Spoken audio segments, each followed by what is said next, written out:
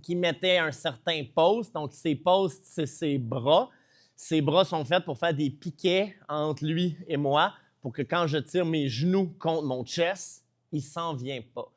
Et on avait quelqu'un qui avait des posts. Je réussissais à les enlever, mais même en tirant, il ne s'en venait pas. Comment il pourrait réussir à faire ça? Il va faire une rétroversion du bassin. Fait que c'est comme s'il rentre ses fesses. Quand je vais le tirer, ça va être vraiment difficile.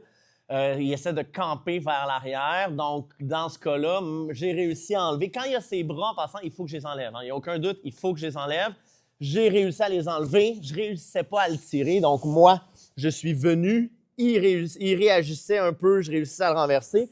Il ne bougeait pas pantoute. Je me sauvais de la garde parce que c'est un peu ça qui me laissait.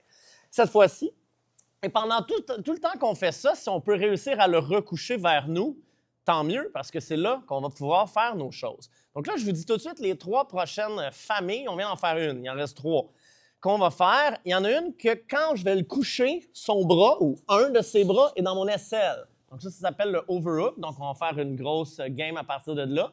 Deuxième scénario possible, son bras est sur moi. Donc je l'ai tiré, son bras est sur moi ici, donc vraiment sur mon chest. Donc ça, c'est la famille du armbar, top lock, triangle, etc.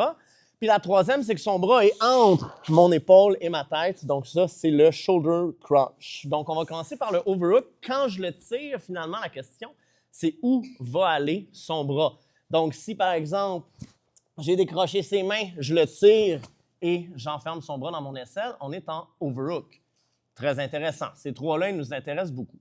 Lui, pour récupérer sa posture, sa posture qui est grand comme ça, il aimerait ça avoir sa tête libre. Donc moi, je ne veux pas que sa tête soit libre, je vais la tirer contre moi aussi. C'est très important.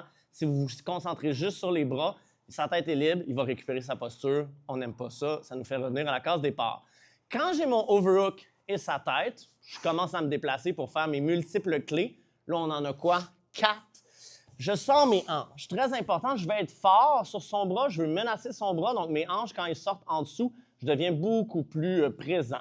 Et là, j'ai quelques clés. Il va falloir un peu qu'il joue le jeu. Normalement, mais la personne, vous allez prendre la clé qu'il vous donne. S'il garde son bras droit, j'ai fait un arm lock ici. Donc, je m'en vais chercher son épaule, je m'en vais chercher la fin de mon avant-bras. Je peux mettre mes pieds ici pour pouvoir avoir plus de puissance.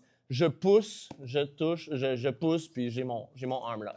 S'il rentre son coude vers l'intérieur, là, j'ai le whizzer. Donc, je connecte mes mains paume à paume. Encore une fois, les pieds sur les hanches. C'est pas obligé, hein. Si vous êtes bien fort ou bien rentré, vous pouvez garder votre garde, ça peut être correct, mais pour vous donner plus de puissance, vous pouvez mettre vos pieds sur les hanches. Et je pousse en levant son coude et ça fait le tap. Attention, lui, il rentre vraiment fort. Puis s'il tourne son coude de l'autre côté, je vais switcher en Kimura ou en omoplata.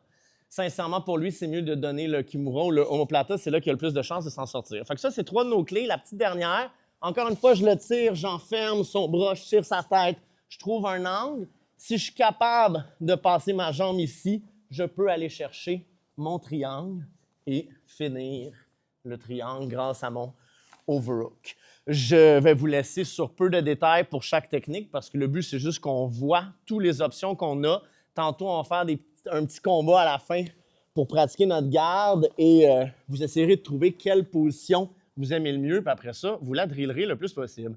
Donc, j'ai le overhook, j'ai sa tête, je sors mes fesses sur le côté. C'est génial. En fait, là, c'est pas trop de sortir les fesses, c'est d'être sur une hanche. Donc, au lieu d'être couché sur le dos, quand vous avez la garde, puis vous commencez à attaquer quelque chose, tournez-vous un petit peu, ça va vraiment vous aider. Donc ici, j'ai la clé de bras directe, j'ai la clé d'épaule, en fait, c'est comme un Americana. La clé d'épaule de ce côté-là, j'ai la clé d'épaule de l'autre côté.